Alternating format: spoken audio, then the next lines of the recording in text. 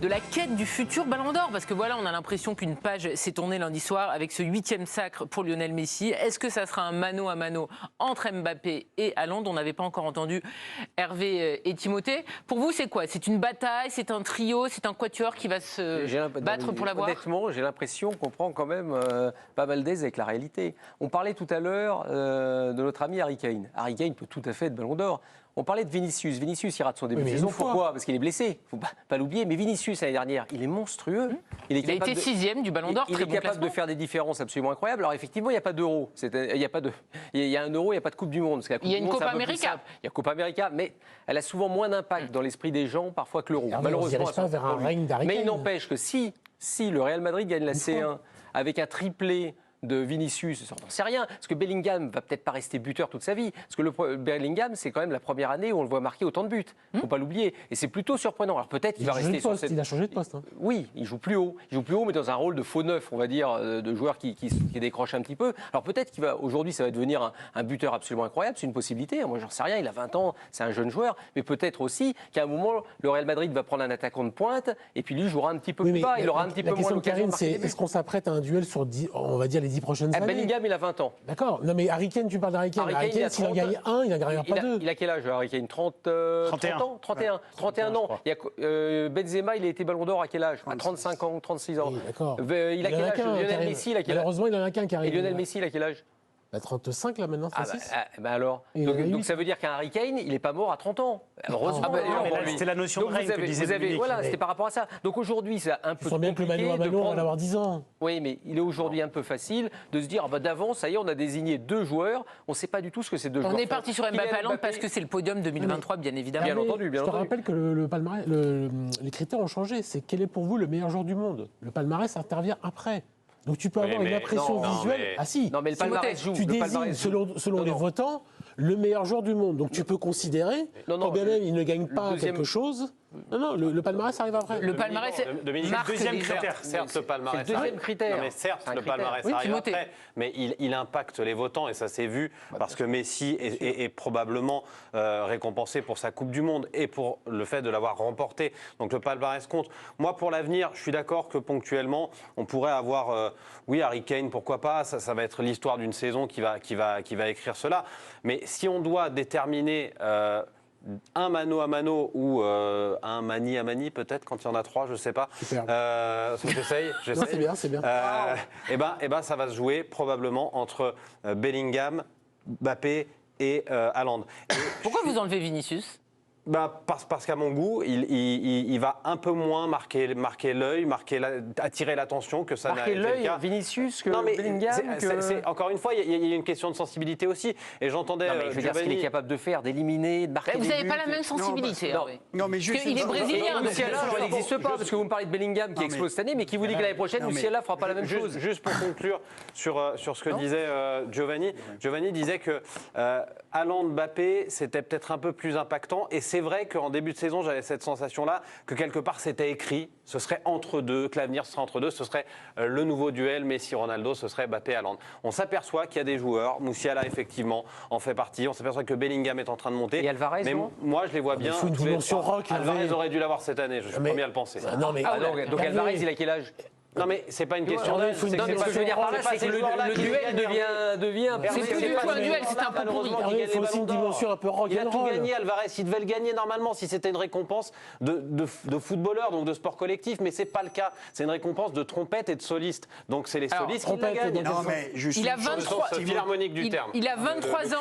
Je vous propose quelque chose, Eric, c'est qu'on écoute votre joueur préféré, Lionel Messi, parce qu'on l'a évidemment. Ah bon, je crois que c'était la Casette. Je pensais que c'était Cristiano Ronaldo. On l'a interrogé sur sa succession. T'as changé alors? T'as changé? C'est récent pour toi, Messi, non? Vous êtes insupportable. Oh, prenez un petit jaune, allez. Allez Dominique, un petit jeune. Donc Lionel Messi a été interrogé sur sa succession. Vous pourrez lire évidemment une très belle interview samedi dans France Football, mais il y a également un sonore qu'on vous propose dès maintenant. Lionel Messi qui parle du futur. On l'écoute. Cela fait quelques années que l'on voit arriver des joueurs qui peuvent prétendre le gagner. Il pourrait y avoir une très belle dispute dans les prochaines années avec des joueurs comme Haaland, Mbappé, Vinicius. En réalité, je ne sais pas. Beaucoup de jeunes vont se battre pour les prochains ballons d'or. Je pense aussi à Lamine Yamal, qui est encore très jeune, mais qui joue déjà très bien avec le FC Barcelone en étant un joueur important. Il y en aura sûrement d'autres qui se battront pour l'avoir aussi. D'autres joueurs qu'on ne connaît pas vont faire leur apparition, parce qu'il y a tout le temps de très bons nouveaux joueurs. Je pense que ce sera une nouvelle ère que j'observerai avec plaisir d'un œil extérieur. Eric, vous avez entendu Lionel Messi. Il y a un joueur dont on n'a pas parlé, et lui, il en parle, c'est la pépite du Barça, Lamine Yamal, 16 ans. Je vais en parler, mais juste pour répondre à ce que j'ai entendu de Timothée, c'est pas grave. Mais il a dit c'est un truc de soliste, de trompette, Messi. Moi, je suis pas du tout d'accord avec toi. Je te le dis sincèrement, il faut avoir un peu plus de respect pour lui parce que ça a été le meilleur joueur de la Coupe du Monde. Il a porté, il a taclé, il a couru. Juste pour te dire, parce que à mon avis, tu vas trop loin. Non mais Eric, je parlais au sens philharmonique, c'est-à-dire le soliste. Oui, non, mais après, tu me parles d'Alvarez, c'est bien, mais il peut pas être devant Messi. Quand on voit le football, même si Messi, comme je dis, c'est comme Mozart, c'est une note, c'est une musique, c'est une émotion. Donc le foot, on peut aussi avoir des émotions avec d'autres joueurs. Moi, je vous rejoins tous. Mbappé Haaland, ça va être sûrement le combat des chefs. Sauf qu'il ne faut pas oublier. Moi, déjà, première chose, Haaland, pendant l'année de la Coupe du Monde, il est devant Mbappé. C'est incroyable, puisqu'on dit tous... Il est deuxième, effectivement, alors que la Norvège n'a pas joué la Coupe du Monde. Il a fallu qu'il gagne tout, mais on disait, ce gosse sera toujours éliminé avec, soi-disant, le faible niveau de la Norvège, qui est, entre parenthèses, n'est pas totalement éliminé de l'Euro. Il est troisième, il est derrière l'Espagne et de mémoire l'Écosse. Ils sont en grande difficulté, mais pas éliminés. Ils attendent les résultats des autres pour faire des barrages. Mais on va dire que lui participerait pas à l'Euro. On peut dire que la Coupe du Monde, peut-être, si elle passe à 48, j'ai pas de mémoère, le nombre d'Européens qui vont se qualifier davantage. Il y en a un peu, mais pas beaucoup. Donc, mais là, ce qu'il a fait, juste une chose, c'est qu'il est devant Mbappé qui fait un triplé en Coupe du Monde. Tout à fait. Donc c'est hallucinant, les 100 votants quand même, comment ce gosse, il a tapé la rétine du monde entier. Manchester City. Mais c'est pas que ça. Bon. Après, je termine rapidement. Il ne faut pas éliminer totalement Kevin De Bruyne s'il retrouve ses moyens. Non, mais absolument, il est quatrième. C'est vrai, la Belgique, c'est pas une équipe qui ne peut pas jouer un rôle, je dirais, prioritaire. Oui. Après, il y a Lamine Yamal, il a 16 ans, il va attendre 3-4 ans. Et il y en a un autre, si, je dis bien, le Barça retrouve, je dirais, le très haut niveau, donc gagner des titres, c'est Pedri. Moi, j'oublie jamais que Xavi et Iniesta ont fait 2 en 2010, ils sont allés en finale de Coupe du Monde. Iniesta 2, Xavi 3, Messi avait mis 91 buts, il l'a eu, tout le monde a dit qu'il n'aurait pas dû l'avoir, c'était Iniesta. Juste pour dire qu'un gosse comme Pedri, moi, quand je le vois jouer, si le Barça revient et que l'équipe d'Espagne remonte, c'est un joueur qui ne marque pas de but, mais qui peut, lui aussi, être... Juste un petit point pour répondre à la question d'Eric. Lewandowski aussi, à ce compte-là. Et je terminerai une chose, oui. Non, pour répondre à votre question, il y a 3... Si Vinicius va en finale... Non, excuse-moi. Si Vinicius va en finale et que la France est éliminée, qui est deuxième ou troisième du Ballon d'Or? C'est Vinicius. Bah oui. Et tu ne peux pas dire que le Brésil ne retombera jamais en finale d'une Coupe du Monde. Non, personne n'a dit ça. Donc c'est pour ça que c'est trop Je peux vous donner une information, ça n'intéresse personne. Vous aviez une question, savoir combien il y aura de nations européennes en plus à la prochaine Coupe du Monde, c'est 3. Ils peuvent être dedans. Merci, Émile Gilles. Eric, il est évident que sur les 10 années qui vont s'écouler, et encore heureux, que pendant 10 ans, il n'y aura pas un mano à mano entre Haaland et Mbappé. Il y a eu ça entre Ronaldo et Messi. Il y a eu Modric et Benzema, ça arrive. Mais par rapport à ce qu'on voit...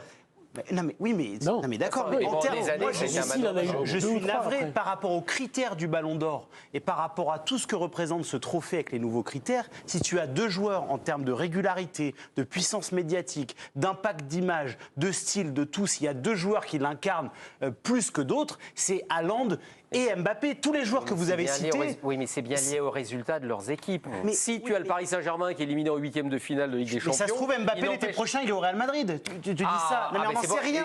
C'est pour ça que Giovanni, Jude Bellingham a tout d'une star. Vinicius a tout d'une star du foot également. Non, mais là, je comprends pas. Bellingham, moi, je l'adore, Bellingham. Mais Bellingham, je l'adore. Il fait 4 mois fantastiques au Real Madrid. C'est exceptionnel.